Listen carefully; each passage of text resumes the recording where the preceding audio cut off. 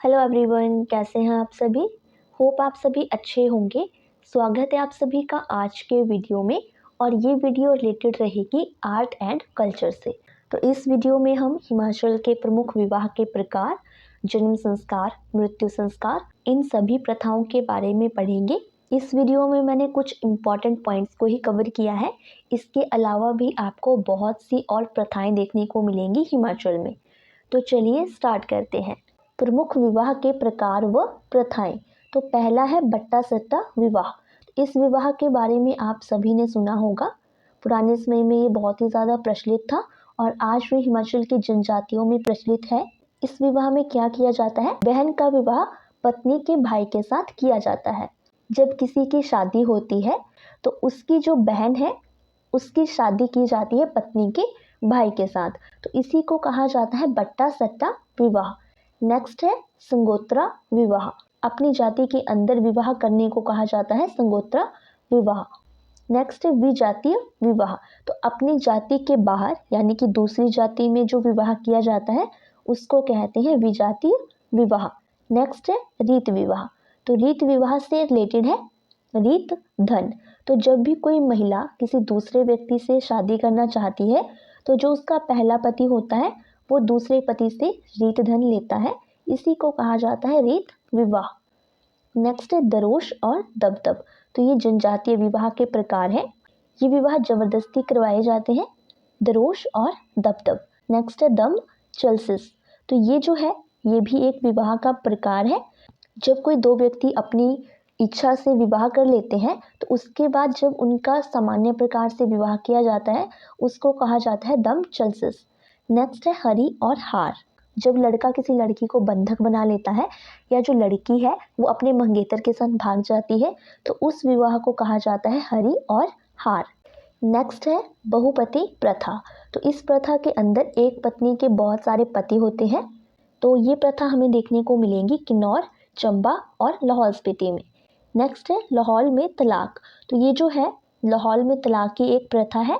इसमें क्या किया जाता है कि जो दंपत्ति यानी कि पति और पत्नी ऊन का एक पतला धागा लेकर उसे अपनी छोटी उंगली में बांधकर अपनी ओर खींच लेते हैं। तो इस प्रथा में पति और पत्नी अपनी सबसे छोटी वाली उंगली में धागा बांधकर अपनी ओर खींचेंगे। तो ये प्रथा पाई जाती है लाहौल में। नेक्स्ट है पंगवाल। तो पंगवाल जो है जनजाति है जो पाई जाती है डिस्ट्रिक्ट चंबा में। चंबा की पांगी घाटी में रहने वाले लोगों को कहा जाता है पंगवाल। इस जनजाति में तलाक को सहमति देने के लिए पति पत्नी के सिर पर सूखी लकड़ी को रखकर उसे दो टुकड़ों में तोड़ता है। तो ये जो प्रथा है लकड़ी को तोड़ने वाली ये मिलेगी चंबा में और ऊन के धागे को अपनी ओर खींचने वाली प्रथा मिलेगी लाहौल में। दोनों ही प्रथा जो है तलाक से संबंधित है। नेक्स्ट है झंझारा और जाने तरंग। तो ये विवाह समारोह के प्रकार है, इम्पॉर्टेंट है। नेक्स्ट है जुरार फूकी विवाह।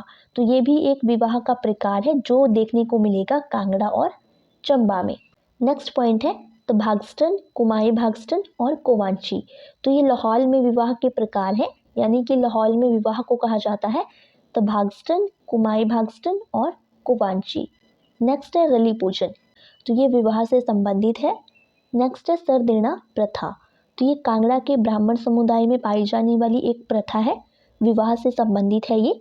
इस प्रथा का मतलब है हलवाहा की बेटी का नगर कोटिया परिवार में विवाह। ये क्वेश्चन भी एग्जाम में पूछा जाता है। नेक्स्ट है दाह संस्कार प्रथाएं। तो किन्नौर में हमें 3 प्रकार के दाह संस्कार की प्रथाएं देखने को मिलती हैं। पहली है डूबत, दूसरी है भंकत और तीसरी है फुंकत। तो ये तीनों मिलेंगी हमें देखने को किन्नौर में। तो डूबत का मतलब होता है मृत शरीर को नदी में फेंकना और भंकत का मतलब होता है मृत शरीर को खुला मैदान में छोड़ना ताकि गिद्ध वगैरह उसको खा ले। नेक्स्ट है फुंकत। तो फुंकत का मतलब होता है मृत शरीर को जलाना। तो ये प्रथाएं हमें देखने को मिलेंगी किन्नर जनजाति में। तो किन्नौर में रहने वाले लोगों को किन्नर कहा जाता है। तो आपने नाम ध्यान रखना है कि डूबत, भंकत और फुंकत ये तीनों प्रथाएं हैं दाह संस्कार से रिलेटेड। एग्जाम में क्वेश्चन ऐसे भी पूछा जाता है कि निम्न में से कौन सी प्रथाएं दाह संस्कार से रिलेटेड है। नेक्स्ट है संपत्ति बंटवारा। तो इसके बाद की जो प्रथाएं हैं वो रिलेटेड है संपत्ति बंटवारे से। जैसे पहली है मुंडावाद और चुंडावाद। तो ये प्रथा हमें देखने को मिलती है गद्दी जनजाति में। तो मुंडावाद का मतलब होता है संपत्ति का समान रूप से पुत्रों में बंटवारा, और चुंडावाद का मतलब होता है कि संपत्ति जो है पहले पत्नियों में बांटी जाएगी, उसके बाद पुत्रों में।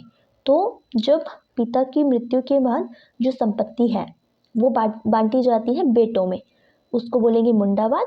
और जब पति की मृत्यु के बाद जो संपत्ति है वो पत्नी में दी जाएगी और उसके बाद बेटों में, तो उसको कहा जाएगा चुंडावाद। नेक्स्ट है पंगवाद और चुंडावाद। तो ये प्रथा हमें देखने को मिलेगी पंगवाल जनजाति में। तो पंगवाद का मतलब होता है कि एक पत्नी के सभी पुत्रों में संपत्ति का बंटवारा। एक ही पत्नी के जब सभी पुत्रों में संपत्ति को बराबर बांटा जाता है उसको पंगवाद कहा जाता है।